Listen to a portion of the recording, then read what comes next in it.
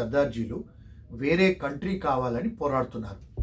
So దీనికి కొంచెం background ఏంటి అంటే, ఇందిరాగాంధీ ఉన్నప్పుడు కూడా వాళ్ళు సపరేట్ కంట్రీ కావాలని పోరాడారు, అంటే ఇన్సర్జెన్స్ అయినప్పుడు ఏమైందంటే బ్లూ స్టార్ ఆపరేషన్ చేయించి ఇందిరాగాంధీ గారు ఎవరైతే వాళ్ళు ఆ ఖాలిస్తాన్ మూమెంట్ లీడ్ చేశారో వాళ్ళందరినీ అమృత్సర్లో చంపేయించబడ్డారు. అంటే ఆ మిలిటరీ వాళ్ళు వెళ్ళి చంపేశారు.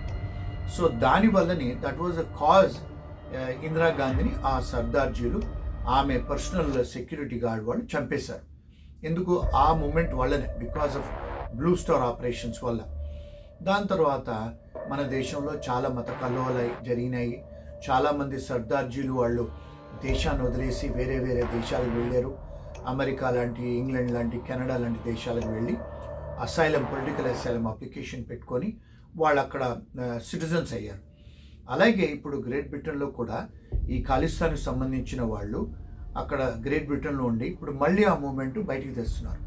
ఇప్పుడు మొన్నటి వరకు మనకు కశ్మీరే ఒక ప్రాబ్లం అంటే, ఇప్పుడు మన బీజేపీ గవర్నమెంట్ వచ్చేసి కశ్మీర్ను మన కంట్రీలో విలీనం చేసుకున్న తర్వాత ఇప్పుడు ఈ పంజాబీ వాళ్ళు, ఆ ఖాలిస్తాన్ మూమెంట్ వాళ్ళు మళ్ళీ ఇప్పుడు మాకు సపరేట్ కంట్రీ కావాలని చెప్పేసి ఒక మూమెంట్ స్టార్ట్ చేసి వాళ్ళు ఇప్పుడు అమెరికాలో కానీ చాలా కంట్రీస్లలో కూడా వీళ్ళు ఎంబసీకి ముందుకు వెళ్ళి నినాదాలు చేస్తూ ఇప్పుడు మళ్ళీ ఆ మూమెంట్ బయటికి తెస్తున్నారు.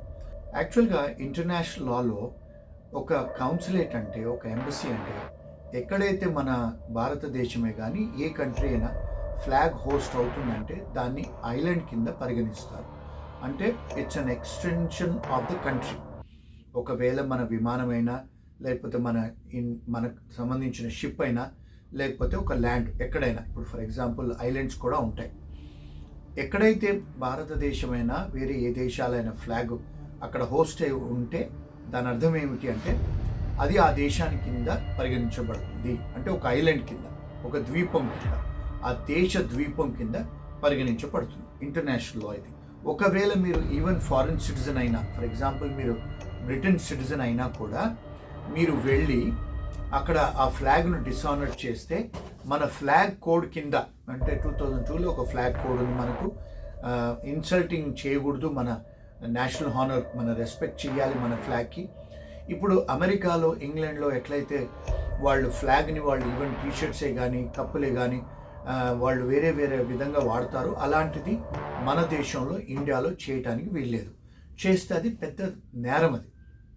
సో ఈ ఖాలిస్తాన్ మూమెంట్ వాళ్ళు ఏదైతే మూమెంట్ మన దేశంలో, ఇండియాలో ఒక టెర్రరిస్ట్ ఆర్గనైజేషన్ కింద పరిగణించబడి ఉంది కనుక వాళ్ళు మన ఎంబసీకి వెళ్ళి, అంటే ఏమిటి, ఆ ఐలాండ్ ఆఫ్ ఇండియాకు వెళ్ళి మన ఇండియన్ ఫ్లాగ్ని వాళ్ళు డిస్రెస్పెక్ట్ చేసి డిసానర్ చేశారు కనుక ఇండియన్ లా అప్లికబుల్ అవుతుంది ఆ ఐలాండ్లో. అంటే మన ఎంబసీలో, మన కౌన్సిలేట్లో Indian law applies. Even though ఒక ఫారిన్ కంట్రీలో ఉన్నా కూడా, ఒక ఫారిన్ ల్యాండ్లో ఉన్నా కూడా ఇంటర్నేషనల్ లా ప్రకారము ఎప్పుడైతే మనం ఎంబసీలకు, కౌన్సిలేట్ వెళ్తామో, ఎక్కడైతే ఫ్లాగ్ హోస్ట్ అయి ఉంటుందో, ఒకవేళ అది విమానమే అవ్వచ్చు, ఒక షిప్పే అవ్వచ్చు, ఒక ద్వీపమే అవ్వచ్చు, ఒక కౌన్సిలేటే అవ్వచ్చు, అక్కడ ఇండియన్ లా అప్లికబుల్ అవుతుంది.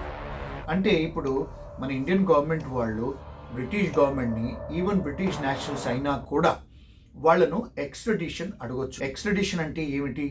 బికాజ్ వాళ్ళు నేరాలు చేశారు కనుక భారతదేశ లా ప్రకారము ఎవరైతే వాళ్ళు బ్రిటిష్ పౌరులైనా లేకపోతే ఇండియన్ పౌరులైనా ఎవరైతే యునైటెడ్ కింగ్డమ్లో ఉంటున్నారో వాళ్ళను ఎక్స్ట్రడిషన్ ట్రీటీ ప్రకారము ఇండియాకి ఎక్స్ట్రడిషన్ అడగొచ్చు.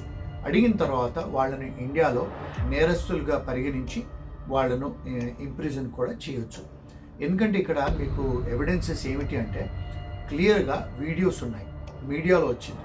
So it is very easy మన ఇండియన్ గవర్నమెంట్కి ఆ క్రైమ్ చేశారని ప్రూవ్ చేయడానికి. గతంలో మనము జూలియన్ అసాంజే ఏదైతే కేసు ఉందో, వికీలీక్స్, తను ఏం చేశారంటే అమెరికాకును బ్రిటన్కు సంబంధించిన చాలా క్లాసిఫైడ్ ఇన్ఫర్మేషన్ని అతను లీక్ చేసిన తర్వాత తను లండన్లో ఏదైతే ఈక్వెడార్ ఎంబసీ అయితే ఉందో అక్కడికి వెళ్ళి శరణాగతి పొంది అక్కడ ఎంబసీలో చాలా కాలం ఆయన ఉన్నాడు. అయితే మన గ్రేట్ బ్రిటన్ వాళ్ళే కానీ లేకపోతే అమెరికా గవర్నమెంట్ వాళ్ళు తనను చాలా కాలం ఏం చేయలేకపోయారు.